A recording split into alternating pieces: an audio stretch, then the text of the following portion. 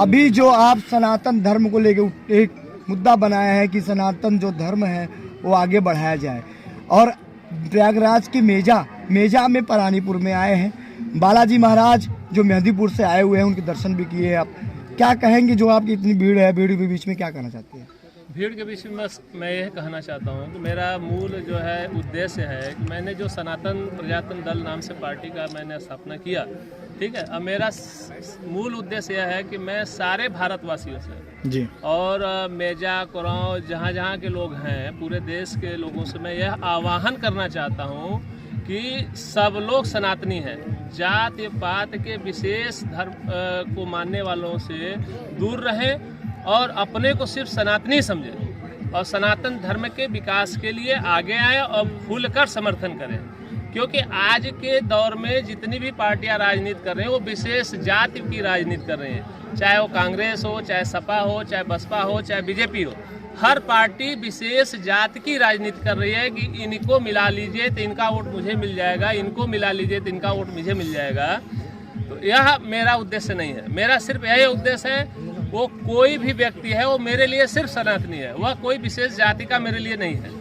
और आज के डेट में आप देखते होंगे कि हर जगह जो है गरीब ही पिसते नजर आ रहा है, तो इस पे आप क्या कहेंगे? मैं इस पे यही कहना चाहता हूँ कि गरीबों को तो हर जगह जो दबाया जा रहा है, कुचला जा रहा है और पीछे छोड़ा जा रहा है, यह तो बड़े लोगों की जो राजनीति कर रहे हैं जाति पात की भेद भावना से, वह उनका ये मूल उद्देश्य है कि जब गरीबों को हम दबाएंगे, जब वोट का समय आएगा, चुनाव का समय आएगा, तो इनको हम लॉलीपॉप यानी लालच देंगे और लालच के आधार पर हम जाति के नाम पर वोट लेकर हम फिर से चुनाव जीत जाएंगे। कहा जाता है कि जब वोट का समय आता है तो यही गरीब के पास जो है बड़े बड़े सांसद और विधायक पहुंचते हैं, उसके बाद कोई देखने के लिए भी नहीं आता। जी, कोई देखने नहीं जाता है क्योंकि उनको वोट से मतलब होता है। जी, मेरा सिर्फ यह उद्देश्य नहीं कि मुझे वोट से मतलब है। जी, मेरा यह उद्देश्य है कि हमारा हर गरीब भाई जो है आगे बढ़े और विकास करे और हमारा देश विकास करे, हमारा धर्म विकास करे।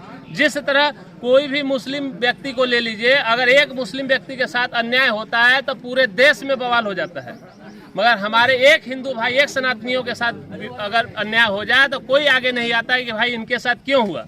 अगर जिस दिन हमारे भारत के सारे सनातनी सोच लेंगे हम सनातनी हैं, तो विशेष धर्म और जाति की लड़ाई कभी नहीं होगी, हमेशा हम आगे रहेंगे और कोई भी पार्टी जाति की राजनीति कभी नहीं करेगी। क्या आपकी पार्टी आरक्षण के विरोध में है या सपोर्ट में है? हम तो आरक्षण जाति से ही आरक्षण उभरता है। हम आरक्षण का सपोर्ट इसलिए नहीं करते हैं क्योंकि अगर आरक्षण का सपोर्ट करेंगे तो जाति बात आ जाएगी। ठीक है, जहां आरक्षण ही खत्म हो जाएगा वहां जाति का भावना ही खत्म हो जाएगी। अब आपने आरक्षण का एक मुद्दा उठाया, बीजेपी की सरकार जब आई तो इन्होंने 10% ब्राह्मणों के नाम पर आरक्षण दे दिया। किस लिए दिया? कि ब्राह्मण हमारे पक्ष में सपोर्ट करेंगे, हम सरकार बना लेंगे। सरकार बना भी लिए, लॉलीपॉप थमा के इन्होंने वोट ले लिया। उनको आरक्षण से क्या लाभ है आप बताइए? किसी को मिला है अभी तक आरक्षण का लाभ? नहीं। आरक्षण का लाभ वही पाता है जो पैसे वाला है, जो दबंग व्यक्ति है, उसको आरक्षण का लाभ मिलता है। आरक्षण का लाभ उसको मिलना चाहिए अगर आरक्षण है, जो उसके काबिल हो, उसको तो मिलता ही नहीं। तो आरक्षण तो खत्म करना चाहिए। आपसे बता दें कि मेजा क्षेत्र में आज भी धरने पे, भूख हड़ताल पे बैठे हैं पुल के लिए, पक्का पुल के लिए। जो आता है चुनाव से पहले वादे करता है, क्या भाई सही बात है ना? चुनाव के पहले सब कहते हैं पक्का पुल बनवाएंगे, लेकिन पक्का पुल के बारे में कोई नहीं सोचता। पूरी जनता परेशान है सिर्फ पक्का पुल के लिए। हम जो प्रयागराज निवासी हम लोग चाहते हैं कि भाई पक्का पुल बने, इस पर क्या कहेंगे? हाँ, पक्का पुल बने, इसके लिए मैं पूरा आप मेजा कुराव के जो जनता है सबके साथ में पूरा खुल के, जहां हमारी जरूरत पड़ेगी हम खुलकर आएंगे, पूरा सपोर्ट करेंगे।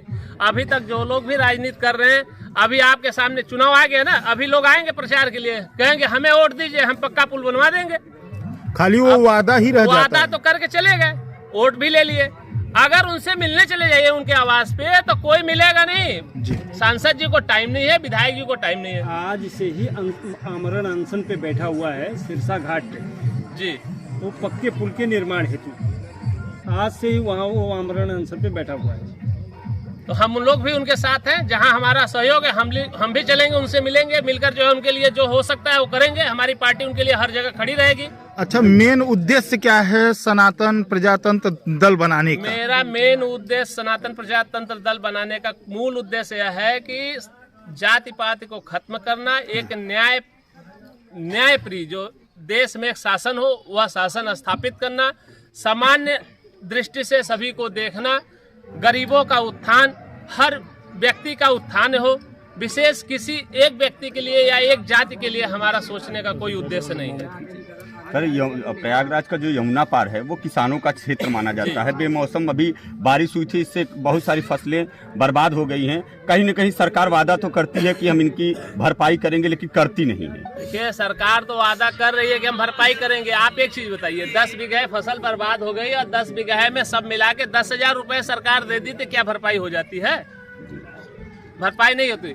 ये तो किसानों को लुभाने के लिए और जनता को अपने तरफ गुमराह करने के लिए उनसे वादे किए जाते हैं। वादे के नाम पे 2-2 हजार रुपए खाते में डाल दिए, जनता खुश हो गई कि मोदी जी ने, फला सरकार ने हमारे खाते में इतने पैसे डाल दिए, बहुत अच्छे हैं। भरपाई तब की जाती है कि 10 बीघे जमीन फसल बर्बाद हुई तो 10 बीघे में कितने की फसल बर्बाद हुई उसका आधा भी मिले तो किसान खुश रहे।